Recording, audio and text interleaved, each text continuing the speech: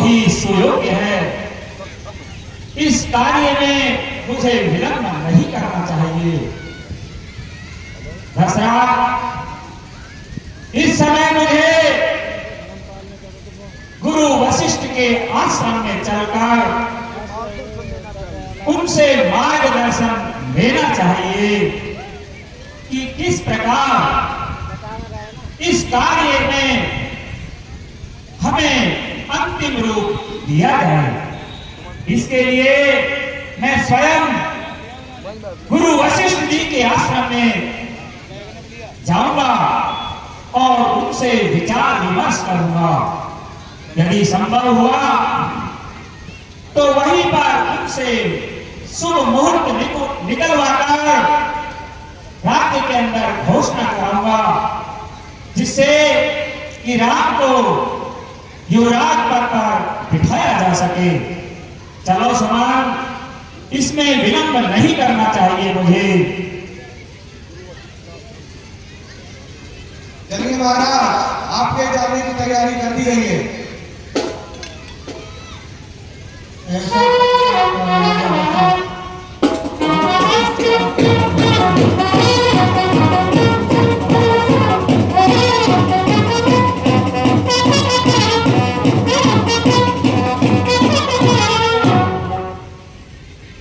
गुरुदेव के चरणों में राजन का प्रणाम स्वीकार हो।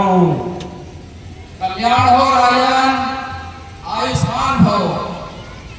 कहिए राजन, आज किस प्रकार से इधर आगमन हुआ?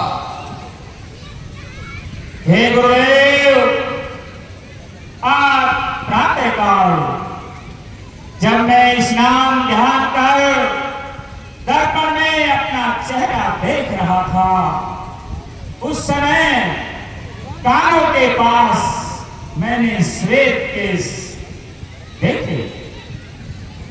उस समय मैंने विचार किया कि राजन, अब तुम्हारा चौथापन सन्निकट आ गया है।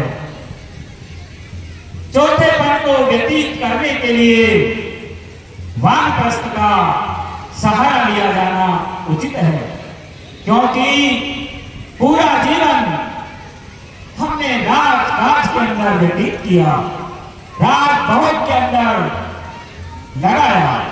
अब अपने जीवन का कुछ समय हमें भक्ति में भी देना चाहिए। हे गुरुदेव, मैंने सोचा कि राम को अयोध्या का युवराज पर देकर मैं अपने जिम्मेदारी से मुक्त हूं, ताकि वनों के अंदर जाकर ईश्वर का ध्यान करूं। वैसे भी राम जनता के बहुत प्रिय हैं। चारों तरफ राम की चर्चाएं होती हैं। वो लोकप्रिय हैं और लोकप्रिय होने के कारण एक राजा का, अच्छे राजा का यही लक्षण है। हे गुरुदेव, इस विषय में मेरा मार्गदर्शन कीजिए कि मुझे आप क्या करना चाहिए। आइए राजन, पहले आप अपना स्थान ग्रहण कीजिए। हे राजन, आपका विचार अति उत्तम और सुंदर है। मैं भी इस बात को स्वीकार करता हूँ और मेरे अंदर भी एक चीज उठी हुई थी कि मैं राजन से स्वयं इस बारे में विचार करूं, लेकिन सौभाग्य से आप स्वयं ही इस पर चर्चा के लिए आ गए, तो इससे बढ़िया और कोई आपके लिए कार्य हो ही नहीं सकता। आप तुरंत ही श्री राम का राज्याभिषेक करें और अपने दायित्व से मुक्त हों। हे गुरुदेव, राज तिलक के लिए कोई शुभ मुहूर्त देखिए, ताकि प्रजाजन का कल्याण हो सके, राजा निष्कंटक होकर अपने राज्य को चला सके, ऐसा शुभ मुहूर्त आप निकालिए। राजन, काल करे सो आज कर और आज करे सो अब।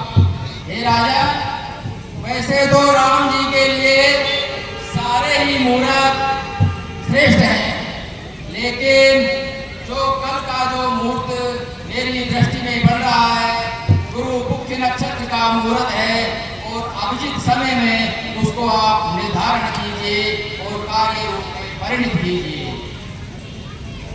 बहुत अच्छा गुरुदेव, मैं धन्य हुआ।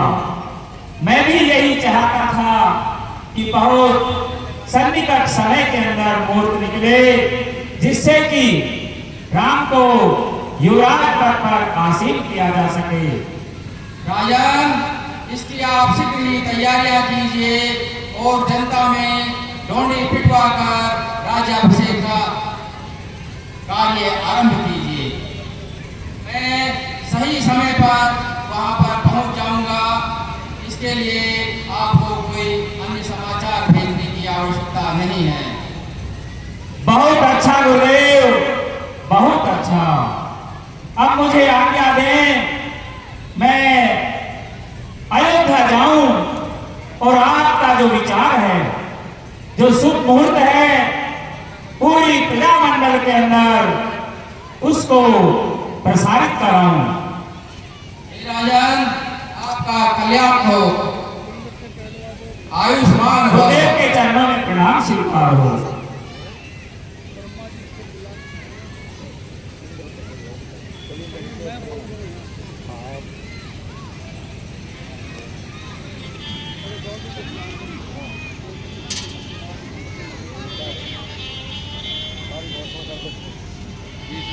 हे ताक्षमान, तुम मेरे समीप आओ। देखो, मैंने गुरु वशिष्ठ के आश्रम में जाकर राम के राज्याभिषेक के विषय में विस्तृत चर्चा की है। उन्होंने राज तिलक के लिए कल का दिन शुभ बताया है। इसलिए हे सुमन, नीति ये कहती है कि सुबह से शीघ्रम शुभ कार्य में किसी प्रकार का विलंब नहीं होना चाहिए। हे सुमन, तुम नंदन डोडी वाले को बुलाओ और पूरे नगर के अंदर ये घोषणा कराओ कि कल प्रातःकाल राम का राज्याभिषेक होगा। उसकी खुशी में, उस आयोजन की खुशी के अंदर पूरे नगर को, पूरे शहर को दुल्हन की तरह से सजाया जाए। संपूर्ण जनता अपने घरों के अंदर घी के दीपक जलाए, रोशनियों से अपने अपने घर को जगमगाए। सभी घरों में अच्छे अच्छे पकवान बने। इस प्रकार की घोषणा नंदन डोडी वाले को बुलाकर कराओ, जैसा मेरा आदेश है। महाराज, इस शुभ कार्य को मैं स्वयं ही करूंगा। बहुत अच्छा सुमन।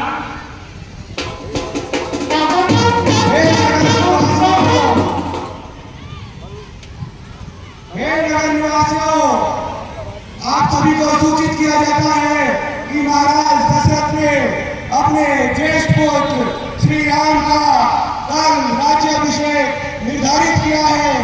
अतः उनका आदेश है कि संपूर्ण अयोध्या नगरी को घी के दियों से जलाया जाए और एक सुंदर दुल्हन की तरह सजा दिया जाए।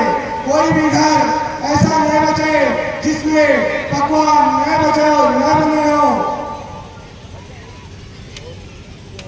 और किसी भी चीज की आवश्यकता हो तो साय राजकोष के द्वार आप सभी के लिए खुले हुए हैं।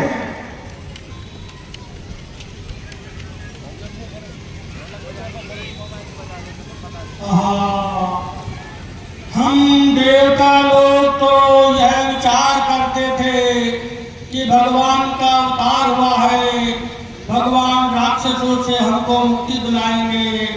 हे ब्रह्मा जी, ये क्या हो रहा है? आप कोई योजना बनाए कि जिससे भगवान हमारे कार्य को संपन्न करने के लिए तैयार हो।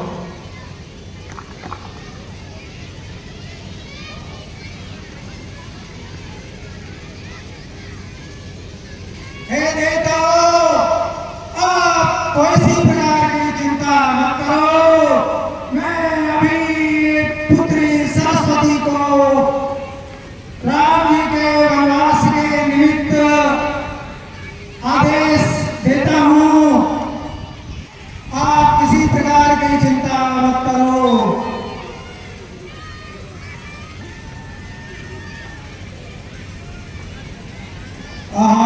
हे पुत्री सरस्वती,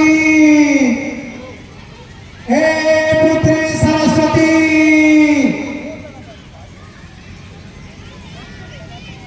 कहिए।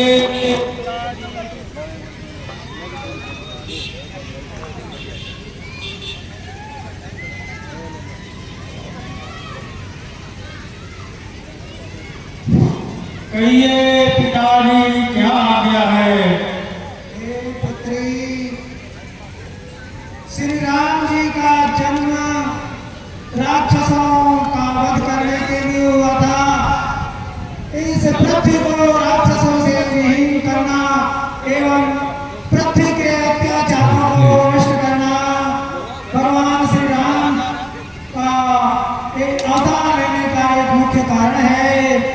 इसलिए हे सरस्वती, आप मंत्रा एवं कैकेयी की जिभ्या पर बैठकर उन्हीं की मति भ्रष्ट कर दो और कैकेयी को बाध्य कर दो कि वो राजा दशरथ से राम जी के लिए वनवास और मेरे पुत्र कैकेयी पुत्र दशरथ के लिए, कैकेयी पुत्र भरत के लिए राज्याभिषेक मांगा जाए।